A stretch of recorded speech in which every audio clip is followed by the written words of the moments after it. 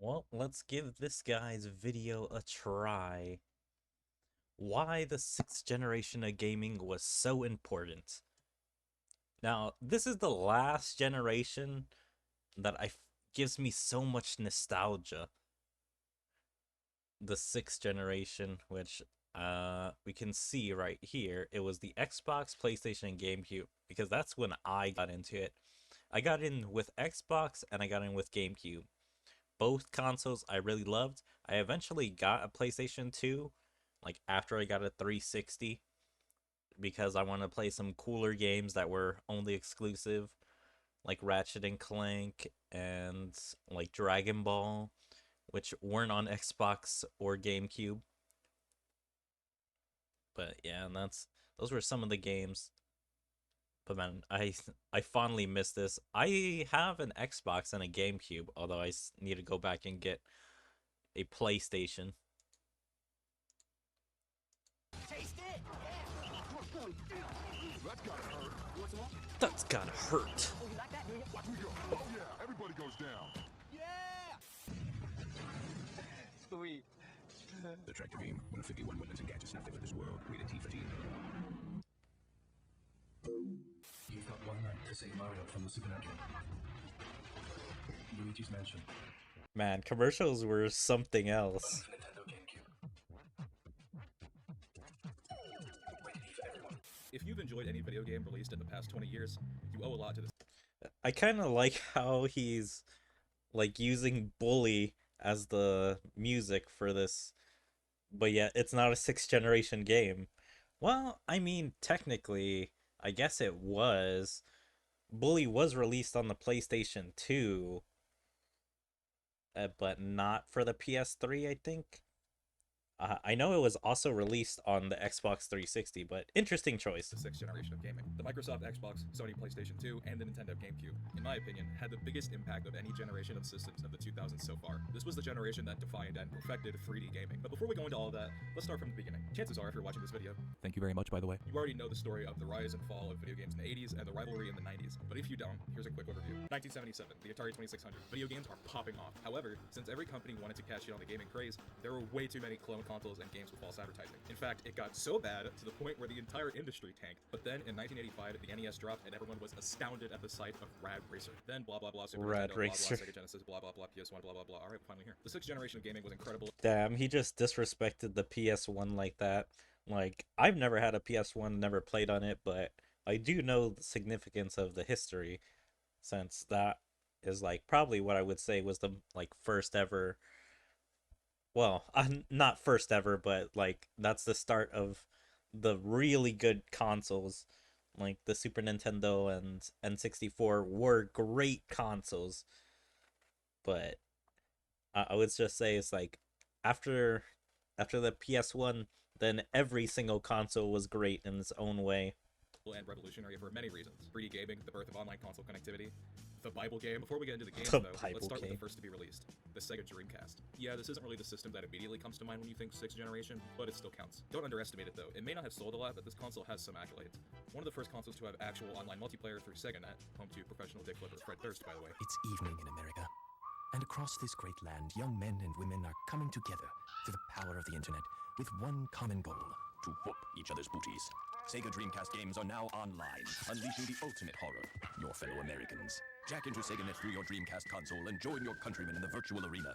Play NFL 2K1 and cream for meatheads you've never even met.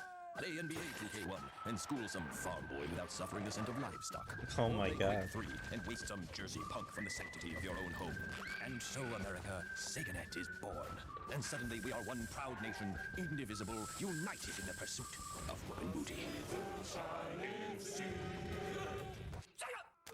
Sega. Games like Man, I have 2 of those, and it is so nostalgic being able to actually see gameplay from them. It's like I only have one TV, I think, that I can hook them into, but it's nowhere near my room, so no way I'm gonna plug that in. Tournament, Quake 3. I mean, come on. That's as good as it gets, ladies and gentlemen. Games like Phantasy Star Online, Unreal Tournament, Quake. Man, I didn't even know it had fantasy or I knew it had Phantasy Star, but I never knew it had Quake and Unreal Tournament. I on mean, that come system. on. That's as good as it gets, ladies and gentlemen. It's thinking.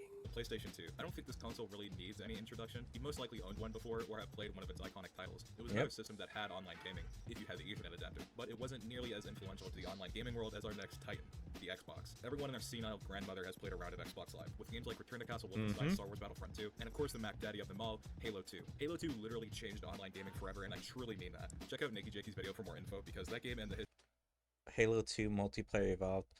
Alright, I'll check out that video. Also, that's kind of cool. He's using a classic TV to have Halo 2 in the background. history of the entire Halo franchise is way too much to get into right now. Just know, without the Xbox, playing online games on console would be a lot different and probably a lot worse. The GameCube. This is what I like to call the Nintendo shit cube. My personal favorite 6th gen system. Why? That's hilarious. But it was a cute little device with plenty of games as a personality. So that's why I enjoyed those two and missing out on the PlayStation.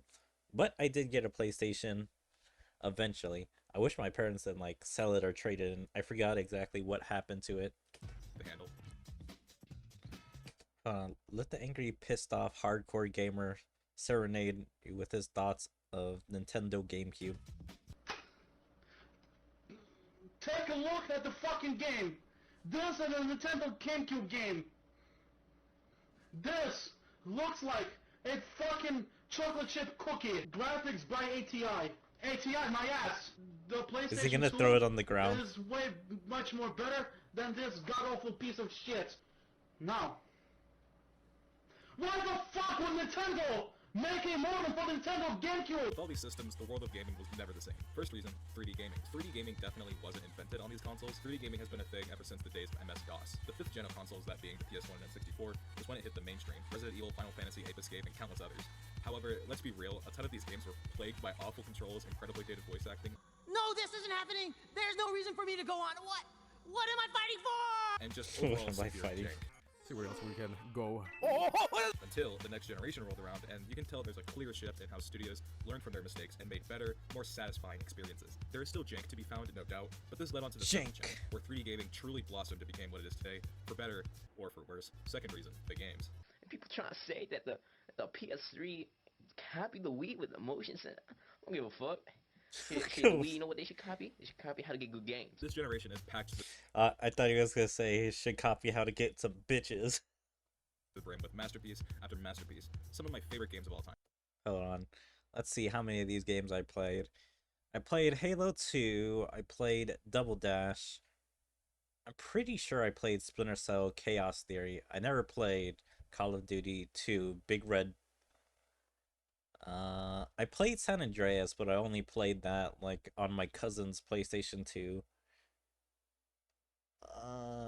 God of War, same. I played on my cousin's PlayStation 2. Frontline, I'm pretty sure was on the GameCube, so I played that. Star Wars Battlefront, I'm pretty sure I played that on my cousin's Xbox. Doom 3, never played. Brute Force, never played. And Full Spectre. So that's like... Let's just give me a generous 7 games that I played on here. Let me indulge you in some of my personal favorites. Burnout 3 Takedown, one of the most insanely Ah, I still have this game. This one is really good. arcade racers of all time. Always a blast when playing. The GTA trilogy, come on, I mean, do I really need to explain this? While on the subject, actually, Rockstar was at the top of their game in this era. Not just GTA either. Manhunt, Red Dead Revolver, The Warriors. Sometimes I forget that Rockstar used to be a company with dignity. Max Payne, a Cold War. Hold on, Manhunt, Red Dead let's Revolver, check The that Warriors. out. Sometimes I forget that Rockstar used to be a company with dignity. GTA Plus, PlayStation 5. Yeah, it's so dumb that they made a subscription for GTA Online. They really do want to like just milk GTA as much money as they can. I mean, yeah, it gets you a lot of money, but come on. Make some proper DLC.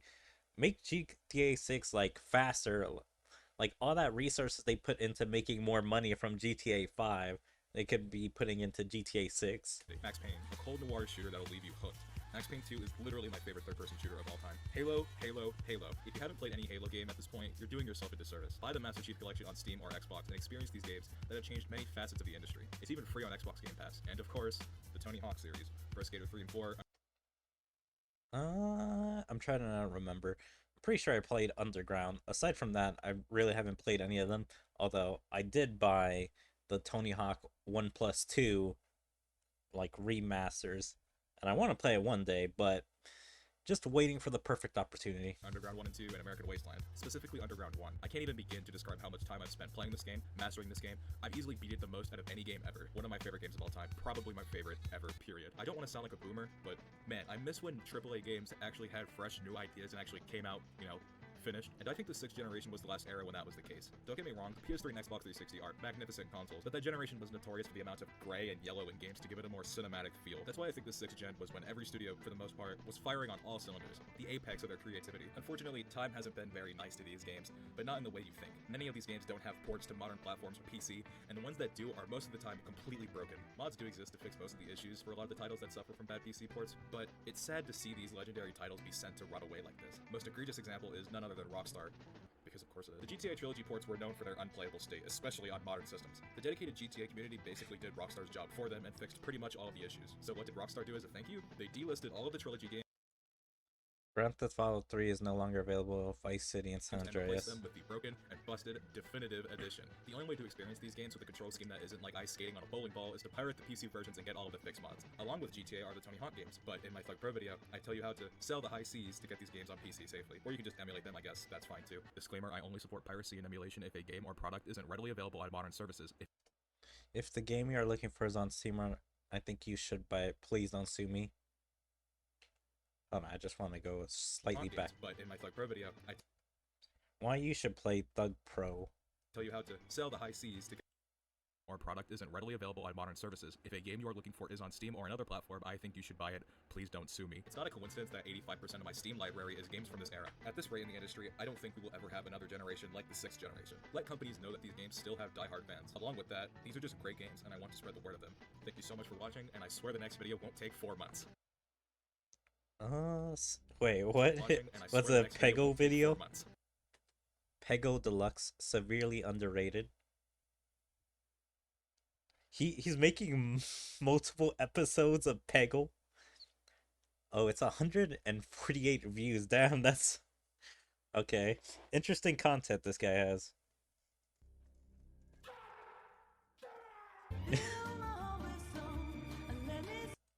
Alright, that's an interesting little video. Alright, well, that was a funny video. Funny and interesting. Very informative. Man only has 337 subscribers. 11,000 views. And he made such a well-made video. I don't know if he has an editor or if he edits his own, but I would say that was really good. He had so much footage. I mean, he put in a bunch of comedy scenes and stuff, whatever he was talking about. I think you guys should give him a subscribe, probably give this video a like. Show the man some love. 2-time worst upload schedule champion 2023. Yeah, guy seems funny and probably deserves it.